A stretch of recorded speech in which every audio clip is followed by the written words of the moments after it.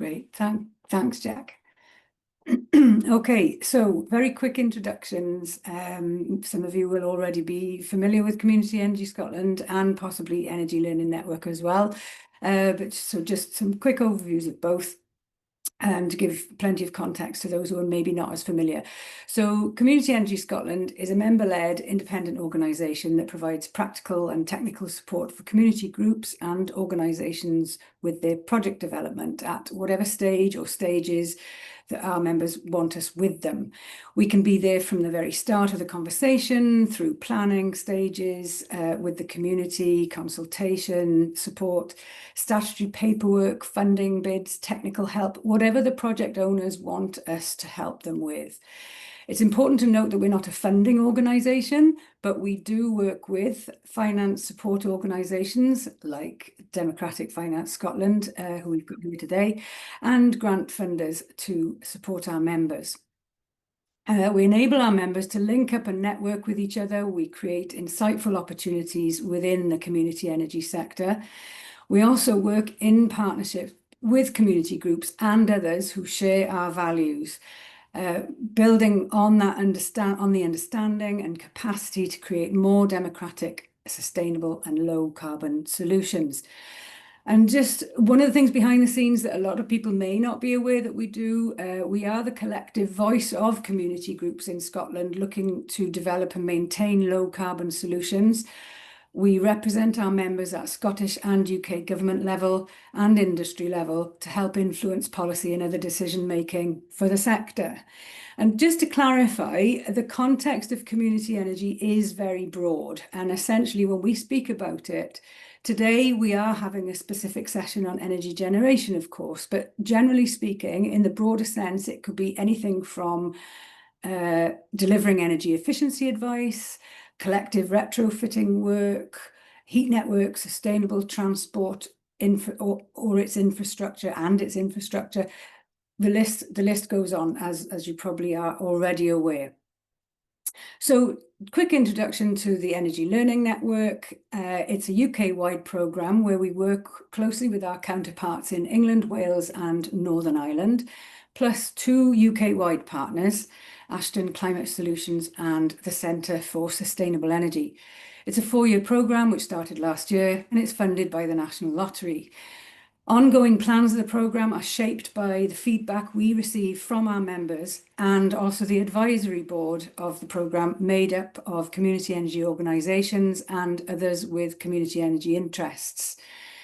The programme itself builds on the work already being delivered by the community energy sector by helping grow the sharing of knowledge and expertise to help develop the capacity for community energy.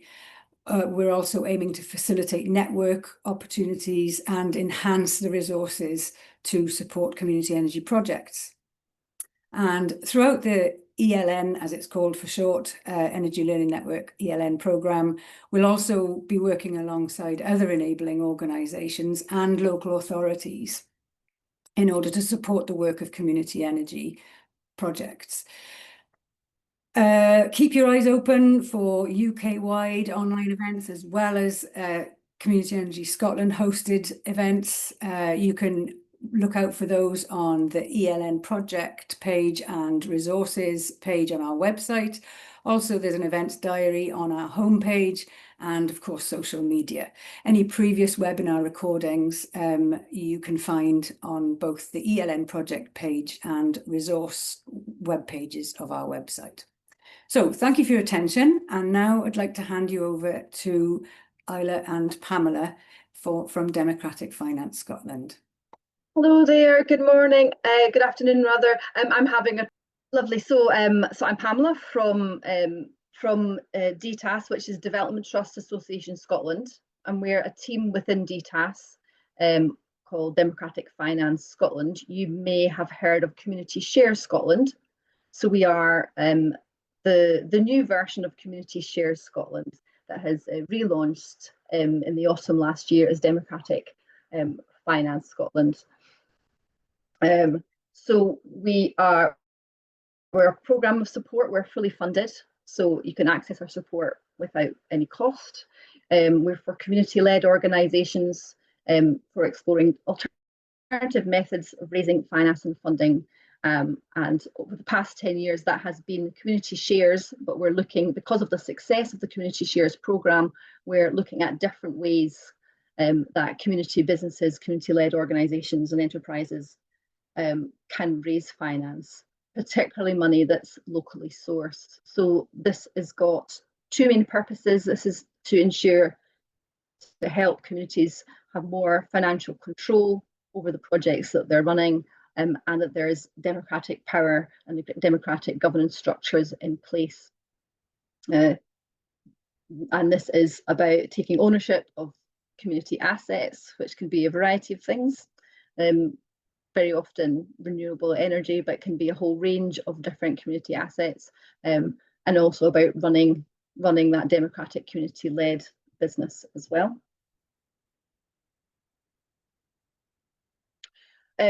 So why is democratic finance needed?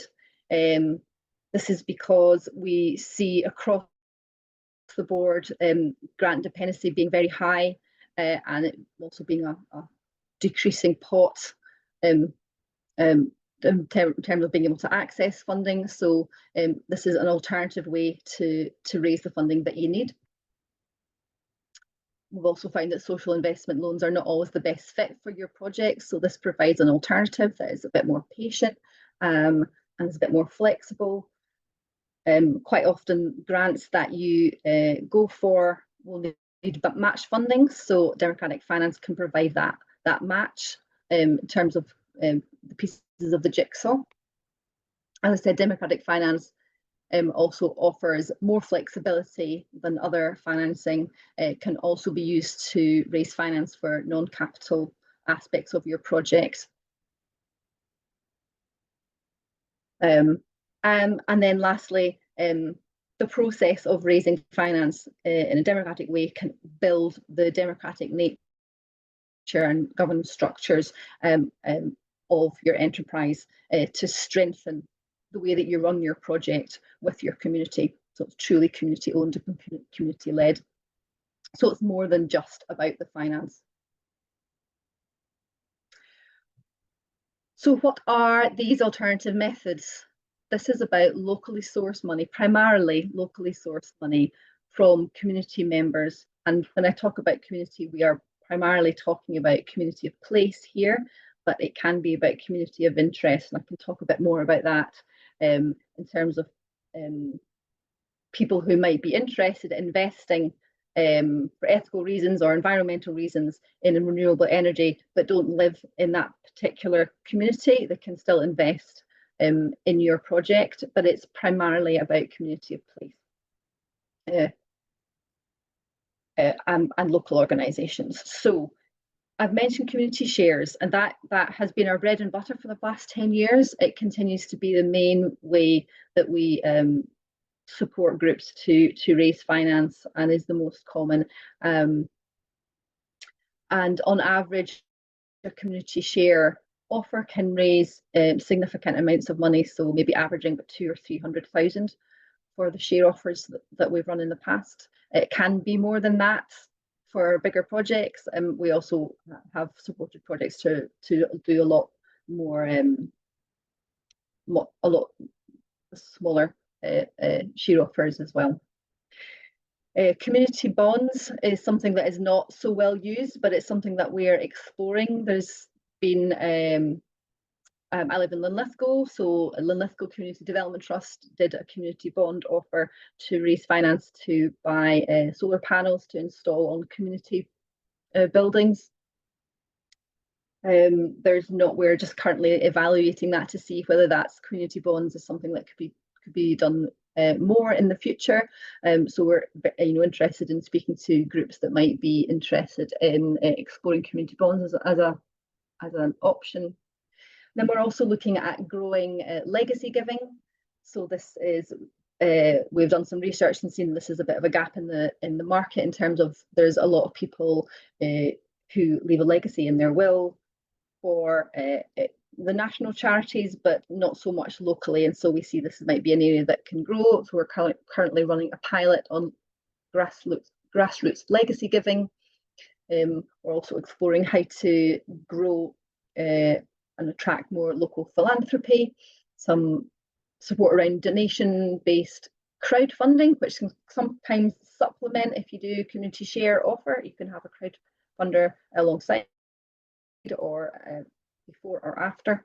And we're also looking at one-off community lotteries. So we work with development trusts who do regular lotteries within their community, and we're looking at how that we could build up that. And then the other area that we're looking at is how to access and make better use of community good funds that's held by the council. So that's the main different methods that we are looking at and that we can support, and we're interested to speak to groups about. But primarily, the lion's share of our work remains, and we expect to remain, around community shares. This is a tried and tested approach. Who do we support? So this is about providing direct and practical support to any community, but it has to match these three things. So we're looking for an organisation who is democratic, with an open and accessible governance structure with their community. There needs to be an enterprising approach. So we're looking at projects that are expecting to make a return on investment, to be able to eventually at some point repay investors. And then lastly, we're looking at this grassroots focus. So really being able to reinvest back into your local community and help your local economy. So what support do we provide? There's two stages. So even if you're not really sure where you're going with your project, or it's very early doors, very happy to have an early stage conversation with you to see whether democratic finance might be something for you to pursue further down the line, and we can look at what sources and what methods might work best, or what's worth investigating further. And then when it's clear that, for example, you want to take a share offer forward, this is what you want to do, we'll provide more in-depth development and really sit alongside you through the whole process, right from if you need to look at your governance structure, if you're setting up or need to convert to the governance structure that's going to work with community shares, which is being a community benefit society. Happy to speak more about that if people are interested. We have model rules. We can help finalise your rules and then register them with the Financial Conduct Authority, so that you're then able, so that you have the right structure to be able to raise shares. Then we can help you develop your share offer document. We can do that in-house, and we also have access to community shares practitioners that can provide expert support in preparing your share offer document, which is in essence, it's a bit like a prospectus, and it summarises your business plan, right through to then preparing for your share offer campaign, doing the comms and marketing. We have access to a micro grant up to 5,000 to allow you to really do the best PR and marketing to really reach all your different audiences, to make the ask to seek investors locally and also more widely as well. Then we provide some after support as well once you're set up, if you need it. But that's the main two stages. So just nearly finished off here. Here's an example of a recent share offer that we helped with. So in Rassay, they were very successful in raising 650,000 through community shares, which was match funded through the SSE Development Fund and Scottish Hydroelectric Community Trust. They set up in a hybrid community benefit society structure. So these are the rules that we've developed specifically for Scotland, where there is a development trust in the area that maybe has been the organisation that has done the early stage work, but is already set up as a SCIO or a company limited guarantee and wants to keep that governance structure, doesn't want to convert to be a community benefit society. So you have a community benefit society that sits alongside it but has a link partnership agreement with the development trust. So this is what they did in RASI. So it's a separate organisation with an asset lock and a link into the development trust. Which means that there's a board member from the development trust that sits on RASI Community Renewables, but it's a separate organisation. Surplus income goes back to the RASI Development Trust to be able to reinvest in the community. So there's a few development trusts that have set up using the hybrid CBS model, and we can provide support in doing that. So they had a different share offer for residents and non-residents. This is quite common. You want to make your investment as accessible as possible to local people. So that was set as 125 minimum, whereas the minimum for non-residents was 375. You can also seek investment from local organisations, not just individuals, which is what they did. They'd set interest at 4% with withdrawals from 2026. So you can state in your business plan when you will be able to start releasing withdrawals, and that is also flexible. So you never put your organisation at financial difficulties to repay your shares. So you can postpone if your projections don't map out as expected. You can postpone withdrawals so that you only start doing that when you are financially able to. There's a community share standard mark, so RASI worked towards meeting that. It's not there's no obligation to do that, but it just means you've got that stamp of quality assurance. It can help attract more investors. It means you have the really good quality share offer to put out in your share offer document. And again, we can work through you being able to do that. As with all community shares, it's one member, one vote. So that means if somebody is able to invest a lot and buy a lot of shares, they will still only have one vote, which is really, really important for the democratic nature of Community Benefit Society. And the way that they ran the campaign was just amazing. You can have a look. I'll put a link in the chat afterwards. You can see the reach that they got. They got a lot of non-residents, from around the world to invest in their project, just because of the amazing campaign. They really inspired a lot of people, and they were able to reach their target.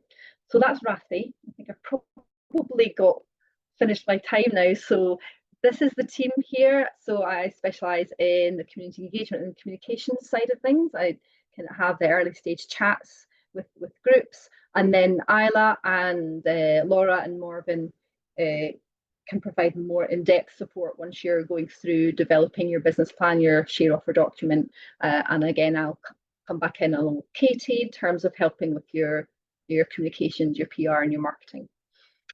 So that is our team. I think that's me done. That's our contact details there. And I think there's going to be a Q&A at the end.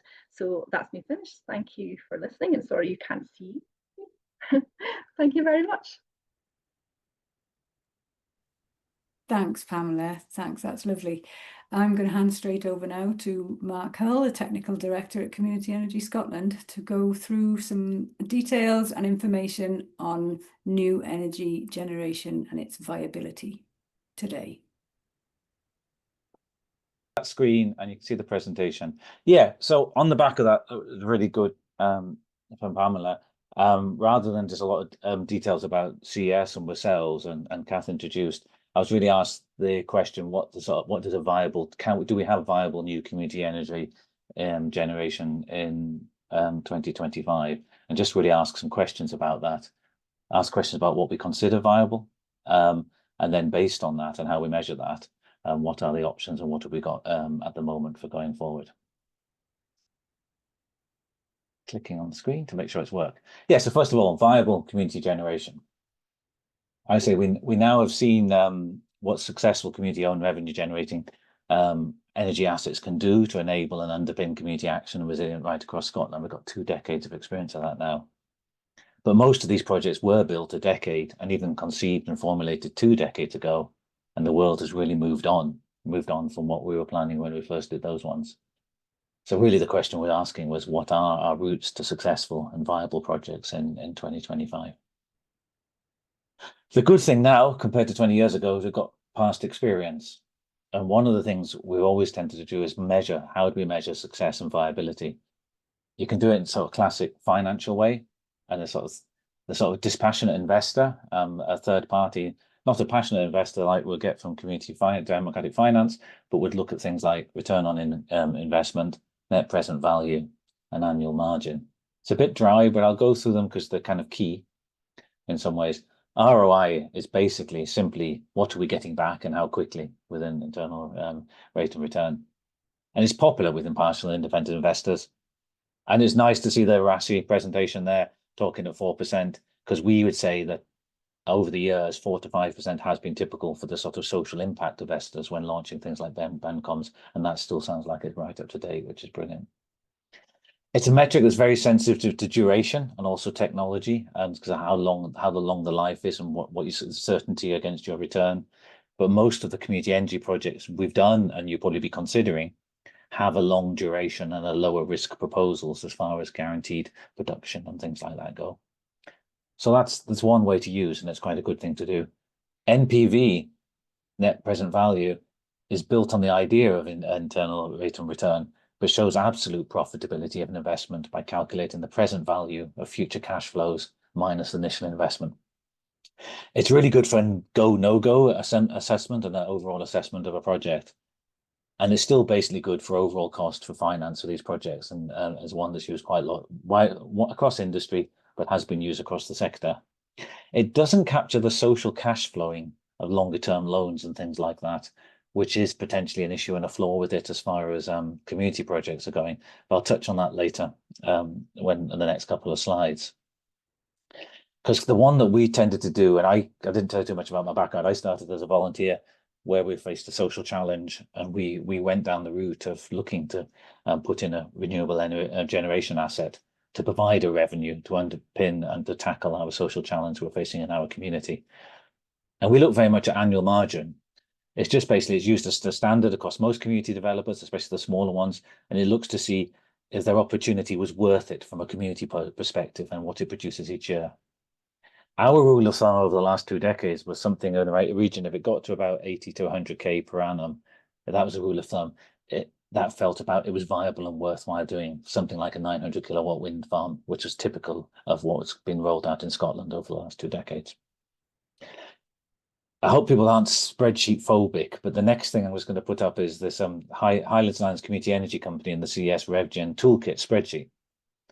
It was really essential for us when we were looking to assess the viability, and you don't need to look at the detail, but it's just a really, you won't see it on the screen probably, it was a really good way of us being able to put in key figures, and when we didn't really know what we're doing even to begin with, and we know how much we put in and how much of our capital and an operating costs, it gave us a sense of what that project was going to do over its 20-year or even 40-year instance with hydro, and you got a graph that really showed it, squashed up on the side there, but I'll just zoom in. It is a complicated graph, but the absolutely key thing for you to see from that point of view is it shows the years that you're operational on a typical 20-year project along the bottom. The columns show the cash position at the beginning and the end of each year, and showing the surplus as it builds up and accumulates over the project. The red line is the annual margin. So that's how much we've made this year after we've covered all our costs. We've paid back the shareholders, the loan, and our operating costs. And that's the money that we'd pass on to our community to be able to do good with and impact. And you see that rule of thumb, that's a healthy project there. Over the period when it's having to pay off its finances, it's staying roughly above 100,000. And that was one that we felt was a really good one. It is a real project. It was one for my own community. So that was it. And that was really how we used to say what was a viable project. The question for yourselves and maybe in the chat is, does that still hold true for community RevGen? There's lots of things have changed. My own view actually is, irrespective of the size of project, when you get to that 80 to 100,000 a year, it's made it worthwhile to do. and it gives you enough resource to have your anchor organization like the development trust that's going to do the good and going to have the impact and cover the costs and things like that. So it's something around that order. But so it isn't really that necessarily as scalable as you'd expect, but maybe it's something we can discuss later. The other thing of measuring success is other reasons, just non-financial, especially for communities. I never think we should do something that doesn't stack up financially, but we're often in a situation where we have other drivers. No one else will do it for our community. You saw RASI was a lot of non-grid connected communities that had to come up with their own solutions. You're spending the money anyway. You've become a community landowner. So on your estate, you've got an opportunity to make savings by your own generation. Other benefits, employment, resilience, decarbonisation more and more. And all of the above may justify a much lower financial return for yourself and enhance viability in that sense, especially if it's de-risked. But what I wouldn't do, they don't fix a fundamentally bad economic model. And finally, just on talking about viability of all the years, I always say, don't forget the contingency. For the Energy Learning Network, and often there's quite a lot of people just starting out on this journey and early on from that point of view. And if you're at the exploratory feasibility stage, include at least a 20% contingency in. I think if your project's squeezing to make it work when you start, as you learn, you get all the R buts going forward and everything like that, it'll put more and more pressure on it. So I think that's a reasonable level of contingency to be planning for. So that was it. The first half of it. What does it mean to be viable? And just from my point of view, and we can discuss later. But the key thing I think was where we were before when we did it and what we are like now. Have we got viable projects now? Knowing what a viable project used to look like, what would that look like today? Again, that was the old spreadsheet. Funny enough, that spreadsheet is 20 years old, and it's the old Highlands and Islands Community Energy Company. And that's the one I started with as a volunteer. By the time we came to build my project, ICAC had become Community Energy Scotland. We had a new logo and a new spreadsheet. But this is the one that was actually as built for a 900 kilowatt turbine. A lot of detail, so I've just tried to summarize it. This is a turbine with an installed capacity of 900 kilowatt, that 0.9 megawatts is what we went for at that time. And it was the typical model for most communities. The cost per kilowatt installed was about £2,000. The loan ratio or the finance ratio, so the money that you had to find yourself compared to what the lender would give you was quite high, it was 90%. The cost of that finance, the cost of that capital was about £5.5. The good thing at that time was the revenue was £155 per megawatt hour, which is 15.5p a unit in consumer terms, but that's what we were selling on the bulk market with subsidy supporting that. The effective capacity factor, how efficient the turbines are, about a third across Scotland.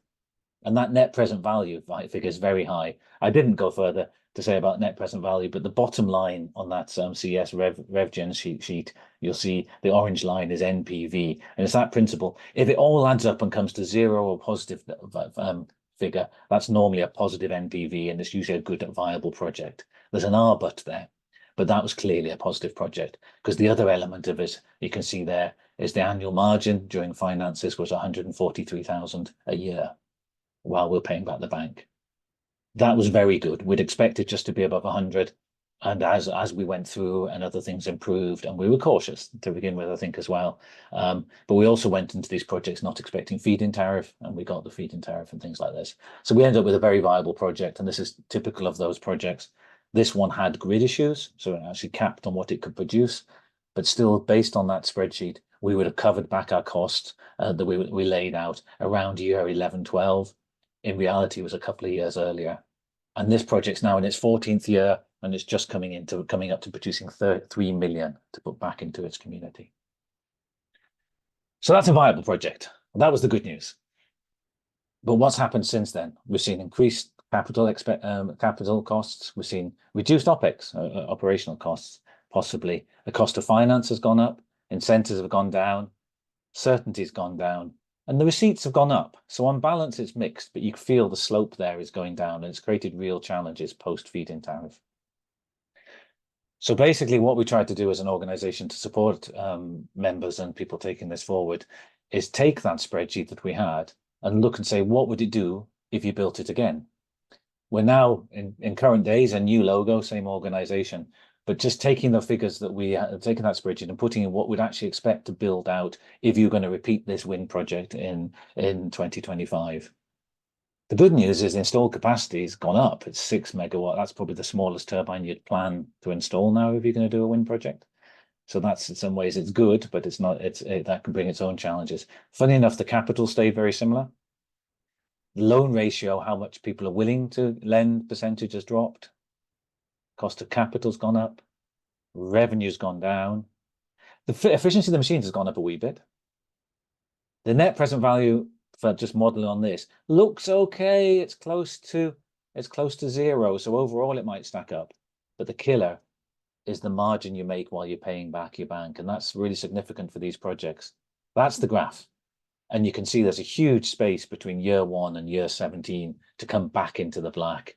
That's not realistic for a community project. If an absolute hard-nosed businessman might make money at that, but it's not what we want to deliver about impact and social value in what you're doing. So partly a lot of what we've been doing over the last few years post-FIT is trying to see how we convert that, how we improve things to take that back into a situation where we have a positive cash flow over the whole project.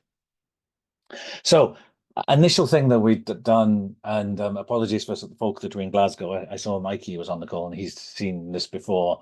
But a real key thing was like how sensitive and what impact do each of these factors go in of a project? A project's made up of its capital, its operating costs, its cost of finance, how much incentives you got, certainty and receipts. And these are key factors. So just taking those particular factors, we stress tested our model for what we got now and see what the relative effect of improving key factors, especially because we want to identify and focus on the key factors that can make the biggest difference to actually help these projects going forward. Capital expenditure, if you improved it by 20%, so instead of 2,000 a kilowatt, you get down to 1,600, you get back to a situation where you're earning 100,000 a year during financing. Operating expenses, you can do it for free and it still won't have enough of an impact. So it's not a worthwhile thing to look at. Cost of finance lies in the middle. You're seeing 50%, you need a 50% improvement. We actually only are paying 3% interest to actually get to a position where you're getting viable. So it doesn't feel very fruitful way of trying to improve on that side of it. But the revenue is much like the CapEx. If you actually get a 20% increase, and the same with production, you get to a situation where you're feeling you're back in a viable project. I'm a visual person, so this is a sort of graph explaining it with the different lines representing the different elements of it. The green line is where we want to get above. And you can see there that capital to get that 20% gets to a point where, that's revenue, is the one way we're going to say revenue, capital, and then production. If you get them all around 20%, if you improve by 20%, you're back to a viable project. But that's still quite a hard ask individually. The kind of thing, the brainwave we really had up, and it's got a nice acronym, is to think about CPR, is you don't need to improve each of them, but if you improve them all a little bit, and marginally, you can have a net effect from that. And roughly, if you improve all of them just by 6%, which is it's quite a small gap to fill, you're very close to get back to a similar project that we've had before. So the gap isn't as big as we feared. And that feels doable and viable in the current climate. So how are we getting back to viability? From the reducing CapEx, increasing size, technologies and sites. This is West Coast Energy, so Neil McKinnon out to the Golson estate. It's just a real charge through here, and I'm going a little bit faster because we're starting a little late as well from that point of view. Out in the Outer Hebrides, they're looking at a 43 megawatt site now. To do that, 3 communities are coming together and working together to do that. But this is that's a viable model that's going forward at the moment. Repowering, with using existing infrastructure and releasing older sites, is another example. The Cowell community just outside Glasgow there, the communities come together. It's a peninsula of land there. They had opportunities potentially for repowering and new sites to buy into, and communities are coming together. Development trusts are actually clubbing together to say we can have a significant share or take on these larger projects, and that's in early inception. The five groups have signed up to Cowell Community Energy. There's more coming in, and that's live in process at the moment, being supported by Redress as well to do that piece of work, and CES. So there is ways. There's the used market for Falkner gear and Fintone. If you put a used turbine, it's another way of making CapEx cheaper. Using multiple technology, I'll maybe come back to that. And I know Pamela said there's something about having being too much about grant dependency. We've had a time when we had too much grant dependency. Under feed-in tariff, I would argue we've missed out. We're not getting rewarded for the social good we do. And I would say we should go back. There was a model pre-feed-in tariff where you got grant for the good you were doing outside your own garden gate. And there's an argument to have grants to reduce that capex to make these projects stack up again for the long-term good you'll see for 2 decades from doing this. On cost of finance, it's really hard. I'll really skip through it. It's very heavily dependent on risk. So how do you reduce that uncertainty? You can lower leverage ratios, additional securities, longer power purchase agreements to give more security. But we're also pushing quite strongly from Community Energy Scotland and the other partners at DTAS as well for government and GB Energy price safety net guarantees, because we're qualifying organisations. They can underwrite to stop that bottom end, to stop the risk of reduced revenues as a way to help with it. Production and revenue, I'll quickly touch on. I go techie at this point. There's 2 ideas that have been mooted for quite a while, both overbuilding and mixed technology. Overbuilding is when you have infrastructure that's limited, but you put a bigger turbine on that, so or install on a generator on that, so you better utilize that asset. The way, without going into too much detail, the way things are set up and the market is set up, it doesn't work in favor of that at the moment. Our most expensive electricity we use is when things are standing on standby and can be turned on, and there is a market there. But the way the infrastructure and the market is set up at the moment is not really very fruitful. But more interesting, and something that quite a lot of communities are now looking at doing, is combining technology.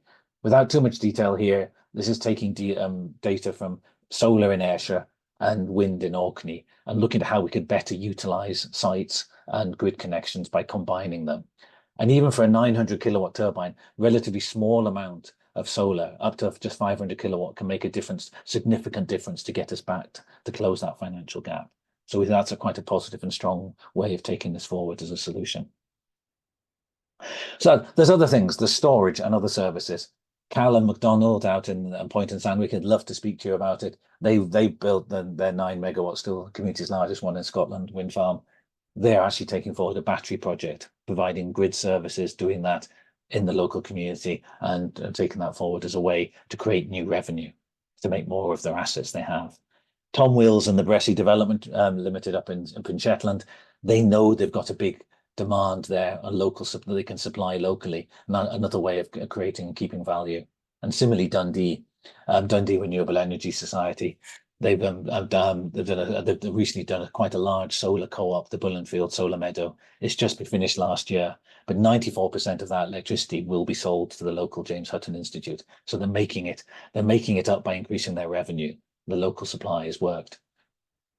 Energy Local and P41, for the more technical people on the call here, there's something happening at a regulatory level which will let work that Dr. Mary Geely's done for 2 decades and championed a way that we can actually fairly supply our local markets and get the benefit from doing that and doing it in a fair and open way. And that's a real key one. There's been a drive for a lot of us, but there's legislation going through that hopefully will help that in the next few months and make that even more viable than the ones that she's taking forward. But think yourself about your other added value. I'm just running out of time, but I'm coming to the end. Because from the point of view is, can we see what viable new community generation looks like in 2025? Sometimes it feels you can barely see the road, never mind what's up on the hill. But also remember, objects in the mirror are closer than they appear.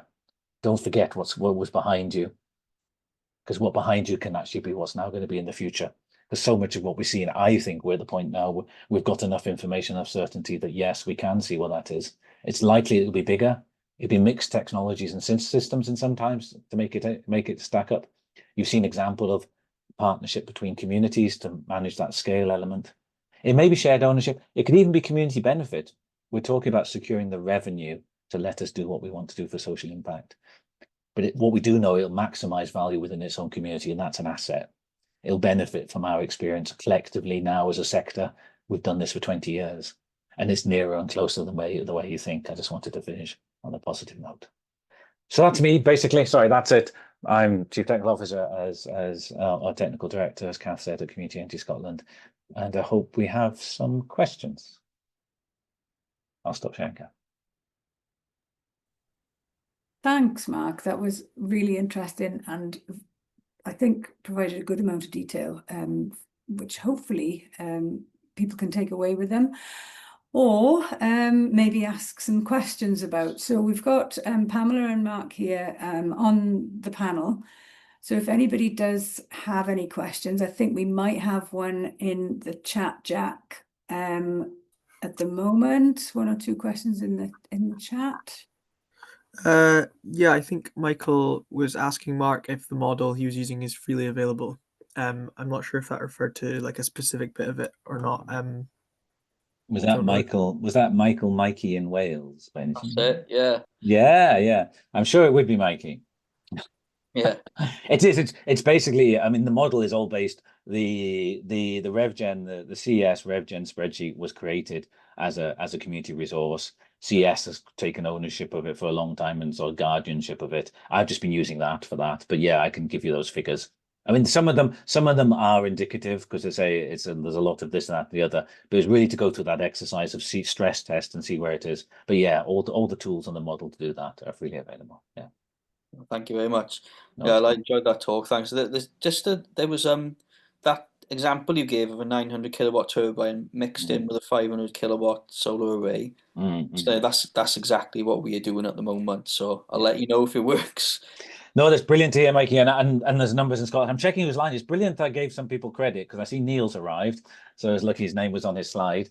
But I mean, there's Mull. There's a number of people. No, I don't want to say too much. There's quite a few in Scotland looking to do that, especially when that infrastructure is so restrictive. You have that overhead, and solar is cost effective. Bringing those technologies together on existing infrastructure is a way that we're upping that revenue. Upping that, productivity and revenue to close that gap. So yeah, we look forward to hear, Mikey. That would be brilliant. Yeah, thanks. Okay, thank you. Does anybody have any questions for Pamela on community shares or community bonds? If not, I did want to ask something. What are the ways to make share offers accessible? And this is probably something you've explored. I'm not sure how much work has been carried out, but how to make share offers accessible to people on low incomes, Pamela? How do you go about that at DFS? So you can set your one share of a low amount. So you could have one share being £20 or even £10. And local people being able to invest by buying one share. So that would be the way to do it. And then you could have a different minimum investment for non-residents that could be, 1,000 or more if you wanted. Okay. So that would be the way to do that. What you need to be careful of in your rules and your governance, that very often CBS will have within the rules, and we would recommend it as well, that you have at least 51% of your investors are local. So it's just to keep an eye on how many investors you're getting externally. So it's that balance between getting the bigger investors from outside, but making sure that you still have majority members local. Okay, yeah, that's a fair point. Has anybody else got any questions on that particular subject at the moment? Gordy. Oh, I'm going to drop my hand again. There we go. Forward again. Yeah, it's on that subject specifically around not standalone projects, community-based, but on larger projects on a community buy-in of a percentage of 5 or 10%. I work in the south of Scotland, and we have our opportunities are limited. And one of the big opportunities is to buy into the scaled onshore developments, but they are at a scale now of 400. Where I currently work and live is within a 25-mile radius is 1 gig, £1 billion of development effectively. And then you're looking at £100,000 per meg to invest in those. So if it's a 400 meg project and you want to invest 5% as a community, you're looking to rally about 20 million or 25 million pounds. It's a lot of an ask. And we're looking at how we can even start that road of doing that, because it's a big ask. And one of the developments I'm specifically speaking about is is not development trust linked, but it's community council linked. So it's a much different kind of, they're not on that pathway yet. So they have 12 community councils all coming in to create one organization around community benefit and invest some of that benefit back into by partnership or a percentage of the wind farm. So what is your experience, or can that effectively happen on a finance, on a call to finance from the communities? I think Pamela, that's it. Yeah. Mhm. I'm sorry, Gordy, I thought that you were speaking to Mark. I'm busy replying to something in the chat. You will have to recap very briefly. It's just basically recapping is that we have stuff at Sorry. scale in this area. We have our developments are at scale. So it's a community buy-in. We're looking in community finance, how we can get a pathway to community pathway of finance raising to invest in the local developments, which are at scale. So we're looking at a 5% buy-in for is 20 million pounds for a wind farm. Because your development costs are 400 million for a 400 meg development, 10% of that, and so you're looking at, and if you wanted to buy in 5% of a wind farm from a community point of view, you're going to have to raise 20 million pounds. Yeah. How can the community finance work with that? I have no experience of communities being able to raise that much money. I would say they can't. Oh. 20 million? Yeah, I can. Okay. No, yeah, Do honestly. you think that no. maybe There's the needs wall to that- be a different, excuse me, Yeah. Gordon, I'm sorry to Yeah. interrupt you. I think that needs Yes. to be a different conversation away from this arena, because it's a very big question. But yeah, but Mark.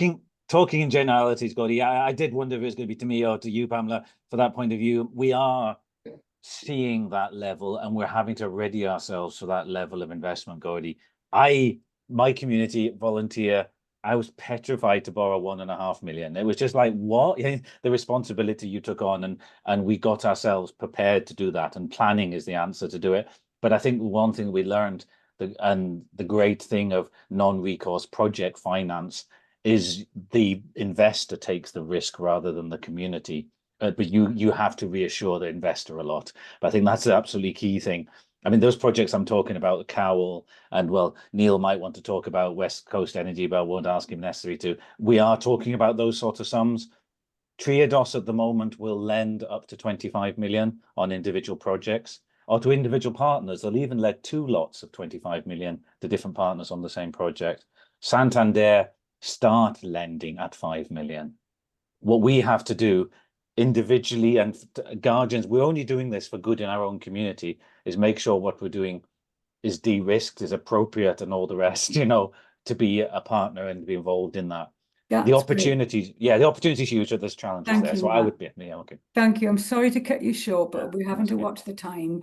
But please, Gordy, get in touch with Mark. I think Mark would be very happy to have a chat with you about helping with that and supporting with that. But yes, it could be a conversation that Pamela can also help you with, possibly with colleagues within DFS, I don't know, or certainly signpost in the right direction.